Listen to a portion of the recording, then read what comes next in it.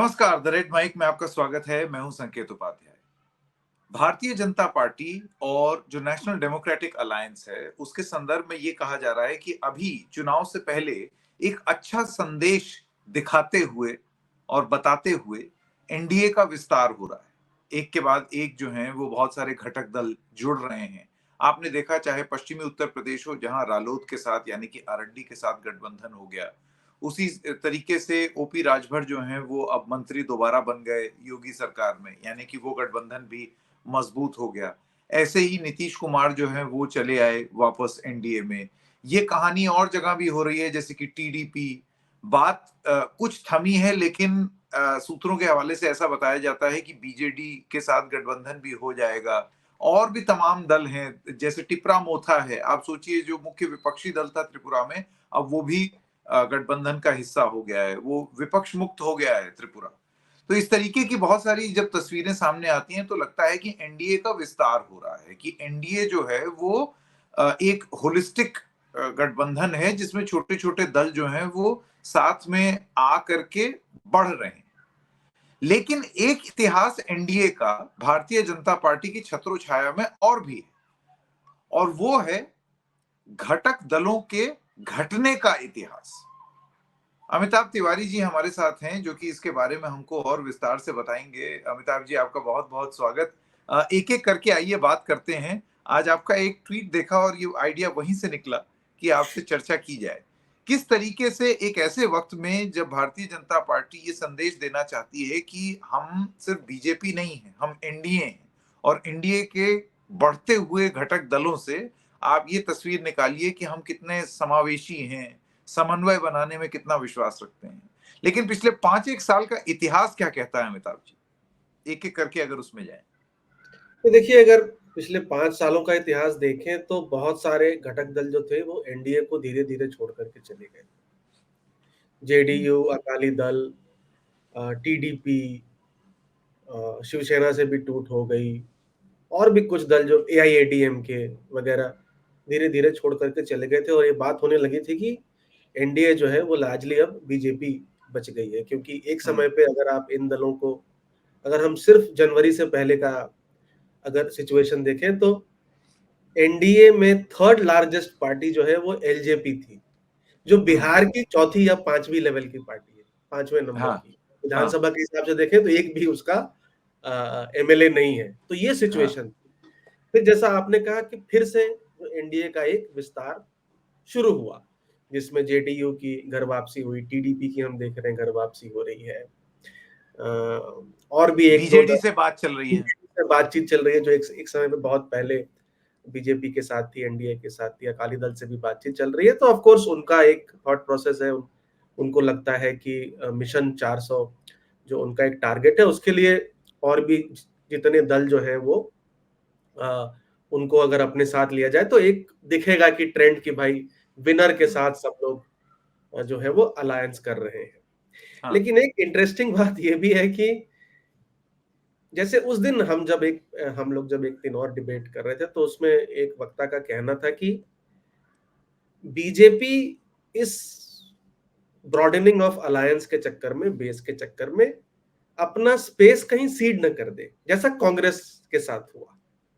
लेकिन हम यहां देख रहे हैं, अगर आप हिस्ट्री देखें पिछले 5 साल की, तो बीजेपी रीजनल पार्टीज पे पिगीबैक करके अपना स्पेस बनाती है, सीड नहीं करती। और वही शायद बीजेपी और कांग्रेस में सबसे बड़ा डिफरेंस है।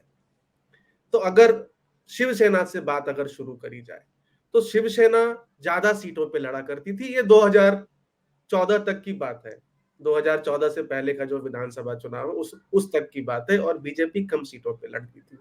आज बीजेपी के दुगना से ज्यादा शिवसेना से एमएलए हैं, और शिवसेना में एक स्प्लिट हो चुका है। और जो आप कह सकते हैं एक तरह से जो फाउंडर्स थे शिवसेना के, उनके पास ही सिंबल और पार्टी नहीं बची, और आज उन्हें एक दूसरी पार्टी बनानी पड़ी, और एक इलेक्शन कमीशन ने उनको दूसरा सिंबल दिया। शिवसेना एक उदाहरण है। जनता दल यूनाइटेड है। जनता दल यूनाइटेड के भी लगभग ज्यादा सीटों पे 1.5 लड़ती एमएलए थी। होते थे। एमएलए भी हाँ 1.5 से 2 गुना होते थे एक टाइम पर। ज्यादा सीटों पे लड़ती थी वो बीजेपी से। आज की डेट में बीजेपी से लगभग आधे एमएलए हैं, आधे से थोड़ा ज्यादा, 60%। थर्ड और पोजीशन की पार्टी, थर्ड पोजीशन की पार्टी। और हुआ कैसे? 2020 के विधानसभा चुनाव में बीजेपी ने एक क्लियर स्ट्रेटेजी के तहत एलजेपी, चिराग पासवान की जो एलजेपी है, ऐसा कहा जाता है कि एलजेपी बीजेपी के कहने पर सिर्फ जेडीयू के कोटे वाले सीटों पर खड़ी हुई। मतलब उनकी नाराजगी ऐसी थी एनडीए से कि बीजेपी से नाराजगी नहीं थी, जेडीयू से नाराजगी थी। और हाँ, सिर्फ जेडीयू के सीटों पे खड़े हुए और जेडीयू को 71 सीट से 43 सीटों पर समेट दिया। और 28 सीटें ऐसी हैं जिसमें एलजेपी का जो वोट शेयर था वो विक्ट्री मार्जिन से ज्यादा था। तो आज हमें जेडीयू दिखता जरूर है एक थर्ड लार्जेस्ट पार्टी और हो गई 43 सीट्स की पार्टी, पर हुई कैसे? इसके पीछे एक सोची समझी स्ट्रेटेजी थी। लेकिन और यही एक कारण भी दिया था नीतीश कुमार ने जब वो एनडीए से अलग हुए थे। लेकिन हम देख रहे हैं कि जेडीयू भी आज घर वापसी एनडीए में कर चुकी है। अब अगर एक और दल उठाएं तो टीडीपी। टीडीपी ने जब साथ छोड़ा भाजपा का 2018 में लोकसभा चुनाव से पहले, तो 2019 में उसके पास 19 लोकसभा चुनाव के बाद 6 लगभग राज्यसभा में मेंबर थे। 4 लोग, उसमें से 4 राज्यसभा मेंबर जो हैं वो बीजेपी में सम्मिलित हो गए। और उसके बाद भी हम आज देख रहे हैं कि टीडीपी जो है उसकी भी घर वापसी हो गई है। और काफी एक्सचेंजेस हुए, वो तो चलिए रेटोरिकल बातें होती हैं। चंद्रबाबू नायडू ने एक समय पर प्राइम मिनिस्टर मोदी को टेररिस्ट भी कहा। ये भी ऑन रिकॉर्ड आपको मिल जाएगा किसी न किसी आर्टिकल में। तो ये सारी बातें हैं, बट ये समझने वाली बात है कि इसके बाद भी अलायंस जो है वो घर वापसी कर रहे हैं और घर वापसी करने को आतुर हैं। तो कुछ न कुछ जरूर स्पेशलिटी है बीजेपी में जो अलायंस पार्टनर्स को अपनी तरफ खींच रही है। और भी दल हैं जो हम चर्चा करते हैं आगे। जैसे जैसे अब हाल फिलहाल में हरियाणा की अगर बात कर लें तो जेजेपी हुई। जी जी ये आई थी और इसने जन्म लिया था। बिल्कुल ऐसे लग रहा था जैसे कांग्रेस और आईएनएलडी में सेंध मारने के लिए, कि अब ये है नया जाटों का एक प्रतिनिधित्व करने वाली पार्टी। और जैसे ही इनको 10 सीटें मिली, वो जा करके बीजेपी के साथ उन्होंने गठबंधन कर लिया। और 4.5 साल के शासन के बाद अब वो गठबंधन टूटा है। लेकिन उस टूटे हुए गठबंधन में भी ऐसे लग रहा है जैसे जेजेपी खुद भी टूट गई। बहुत सारे विधायक जो हैं वो अब भारतीय जनता पार्टी के साथ दिखते हैं। जी। इसलिए कहीं ना कहीं ये जो अलायंस टूटा है, ये मुझे कहीं ना कहीं एक टैक्टिकल स्ट्रेटजी ही लग रही है भारतीय जनता पार्टी और जेजेपी की। हालांकि हालांकि उसके एमएलएस भी टूट करके शायद आज भाजपा में जा रहे हैं, लेकिन कहीं ना कहीं एक सोची समझी एक ये फिक्स्ड मैच जैसा भी लग रहा है कि जस्ट 6 महीने पहले आप लोकसभा चुनाव में आप फार्मर्स प्रोटेस्ट या जाटों की बातों को लेकर के या सीटें नहीं मिलने के बाद पर आप अलग हो रहे हैं। और इससे फायदा हो सकता है कि भाजपा को हो जाए।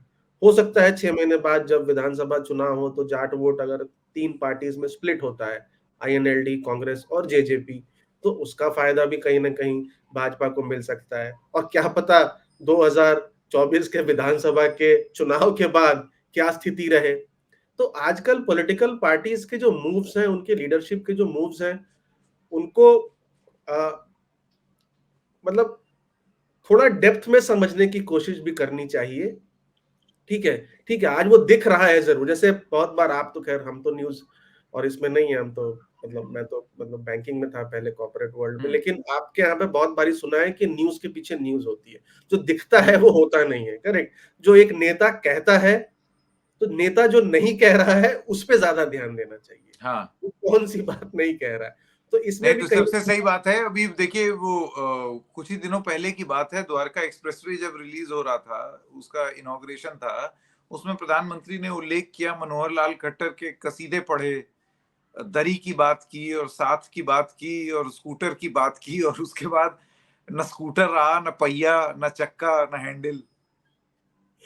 हाँ, तो देखिए एक तरह से मतलब आज हाँ, सेक्रीफाइस किया गया उनको एक एक लार्जर गोल के लिए। यही हाँ, मैसेज अपने वर्कर्स और कैडर को देने की कोशिश। लेकिन घटक दलों की बात की जाए अमिताभ जी, ऐसी क्या मजबूरी है कि बौने हो जाने के बाद भी एलजेपी की, बिहार के संदर्भ में आप देखिए ना, एलजेपी की बात करें, टूट गए, बिखर गए।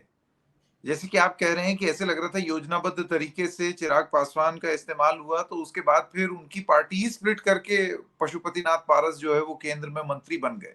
दो फाड़, मतलब ये जो दो फाड़ नीति है, पार्टियां ही बीच बीच में से क्रैक हो जा रही हैं। जैसे कि बहुत कमजोर पिलर पर खड़ी हुई इमारत होती है ना, वो क्रैक कर जाती है, उस तरीके से कितनी लंबी लिस्ट है क्रैक होने की। बिहार की पार्टी वीआईपी, बिहार की पार्टी एलजेपी, आपके महाराष्ट्र में एनसीपी, आपके महाराष्ट्र में शिवसेना, और ये लिस्ट बहुत लंबी है उन पार्टियों की जो कि टूट टूट के या तो उनका एक धड़ बीजेपी में मिल जा रहा है या फिर वो दो घटक दल बन जा रहे हैं और एक धड़ा जो है वो बीजेपी के साथ हो जा रहा है। लेकिन इस प्रक्रिया में वो बौने होते चले जा रहे हैं, और फिर जब वो साथ में जुड़ते हैं तो संख्या बल में ऐसे लगता है कि बहुत सारे लोग जुड़ रहे हैं और विस्तार हो रहा है। लेकिन जो लोग जुड़ रहे हैं साथ में, उनका जो राजनीतिक अस्तित्व है और वर्चस्व है वो कितना बौना होता जा रहा है।